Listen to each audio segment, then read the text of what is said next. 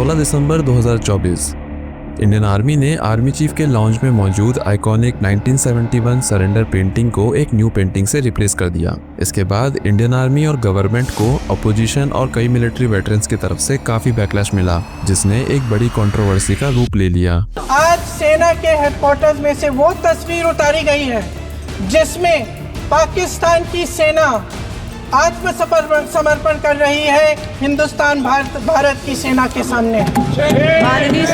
मैं हूं अंकित कौशिक और आज की वीडियो में हम इसी कंट्रोवर्सी को डिकोड करते हुए ये समझने की कोशिश करेंगे कि इंडियन आर्मी ने आखिर ऐसा क्यों किया और क्या ये स्टेप लेना सही था या नहीं। तो वीडियो को लास्ट तक जरूर देखें। वीडियो को अच्छे से समझने के लिए मैं आपको बता दूं कि 1971 की विक्ट्री इंडिया के लिए एक हिस्टोरिक माइलस्टोन है। दिसंबर 16 पूरे देश में विजय दिवस के रूप में मनाया जाता है। रिपोर्ट्स के मुताबिक 1971 के वॉर के दौरान लगभग 3900 इंडियन सोल्जर्स वीर गद्दी को प्राप्त हुए और 9851 घायल हुए थे। 16 दिसंबर 1971 वही दिन था जब पाकिस्तान ने ढाका में इंस्ट्रूमेंट ऑफ सरेंडर साइन किया, जो 13 दिन के इंडिया पाकिस्तान वॉर के बाद हुआ था। इसका नतीजा ये रहा कि 93,000 से ज्यादा पाकिस्तानी सोल्जर्स ने इस दिन सरेंडर किया और पाकिस्तान आर्मी की इंडियन फोर्सेस के सामने पूरी तरह से हार हो गई थी। इस हिस्टोरिक मोमेंट को डिपिक्ट करने के लिए 1971 बांग्लादेश वॉर के सरेंडर की एक पेंटिंग आर्मी चीफ के लॉन्च में इंस्टॉल की गई थी, लेकिन हाल ही में इस पेंटिंग को एक नए आर्टवर्क से रिप्लेस कर दिया गया है, जिसका टाइटल है कर्म क्षेत्र यानी फील्ड ऑफ डीड्स।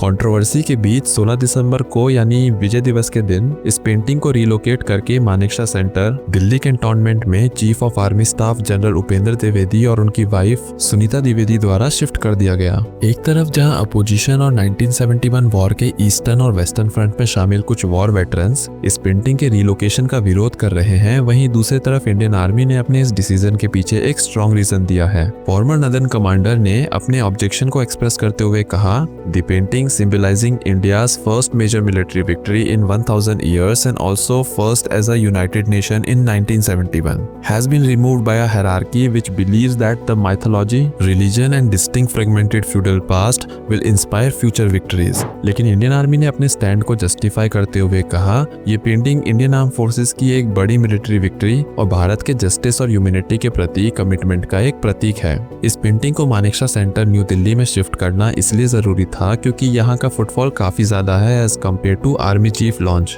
और क्योंकि मानेकशा सेंटर पर इंडिया और अब्रॉड से काफी डाइवर्स ऑडियंस और डिग्नेटरीज आते हैं, तो ये पेंटिंग इस हिस्टोरिक मूवमेंट के प्रतीक को और ज्यादा लोगों तक पहुंचाएगा। आर्मी चीफ के लाउंज में लगी न्यू पेंटिंग पैंगोंग लेक को हाईलाइट करती है, जो इंडिया चाइना बॉर्डर पर मौजूद है और इंडियन आर्मी की ऑफेंसिव कैपेबिलिटीज को शो करती है। इस आर्टवर्क में पैंगोंग लेक के अलावा मॉडर्न मिलिट्री एसेट्स जैसे boats, all terrain vehicles, tanks और अपाचे हेलीकॉप्टर्स को दिखाया गया है। साथ ही माइथोलॉजिकल फिगर्स जैसे चाणक्य और महाभारत के लॉर्ड कृष्णा को अर्जुन के चैरियट को गाइड करते हुए डिपिक्ट किया गया है। ये स्ट्रेटेजिक सिंबलिज्म चाइना को एक स्ट्रॉन्ग मैसेज देता है और इंडियन आर्मी के फोकस में एक बड़े शिफ्ट को रिफ्लेक्ट करता है। पिछले कई दशकों तक आर्मी चीफ के लाउंज में 1971 इंडो पाकिस्तान वॉर की एक हिस्टोरिक पेंटिंग डिस्प्ले की गई थी, जो इंडिया की विक्ट्री और पाकिस्तान पर उसकी मिलिट्री सुप्रीमेसी का प्रतीक थी।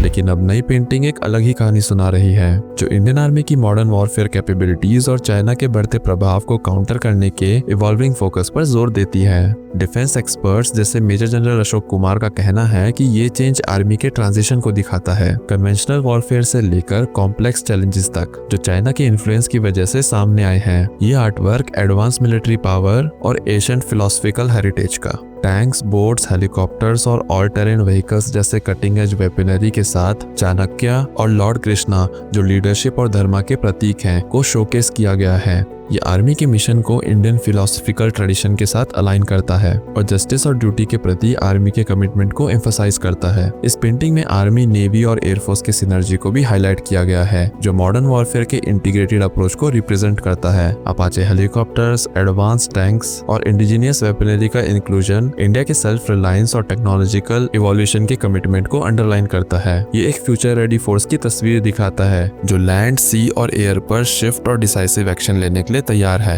इस आर्ट वर्क का एक डीपर मैसेज है। अगर चाइना सुन त्सु की आर्ट ऑफ वॉर को अपनाया हुआ है तो इंडिया के पास चाणक्य की स्ट्रेटजीज और भगवत गीता के टेक्निक्स हैं, जो एडवांस टेक्नोलॉजी के साथ एक पावरफुल कॉम्बिनेशन बनता है। आर्मी चीफ के लाउंज में ये चेंज सिर्फ एक एस्थेटिक अपडेट नहीं है, बल्कि एक डिसाइसिव शिफ्ट को सिग्निफाई करता है। ये आर्मी के नए फोकस और प्रायोरिटीज को रिप्रेजेंट करता है, जो है इमर्जिंग थ्रेट्स, खासकर चाइना के प्रभाव को काउंटर करते हुए इंडिया की सोवरेनिटी को सिक्योर करना और उसकी स्ट्रेंथ को ग्लोबल स्टेज पर असर्ट करना। इंडियन आर्मी के लिए हर इमेज एक मैसेज डिलीवर करती है एंड ये पेंटिंग एक नई सोच और विजन का प्रतीक है। ये पास्ट विक्ट्रीज को सेलिब्रेट करते हुए फ्यूचर चैलेंजेस के लिए रेडी होने का संकल्प दिखाती है। तो दोस्तों, ये थी आर्मी चीफ के लाउंज में लगी न्यू इमेज की सिग्निफिकेंस। अब इंडियन आर्मी द्वारा 1971 वॉर की आइकॉनिक पेंटिंग को रिलोकेट करना और एक न्यू पेंटिंग को इंस्टॉल करने का डिसीजन सही था या नहीं, इसका फैसला आपके ऊपर है। आप अपने थॉट्स नीचे कमेंट सेक्शन में जरूर शेयर करें। मिलते हैं अगली वीडियो में एक नए और इंटरेस्टिंग टॉपिक के साथ। जय हिंद।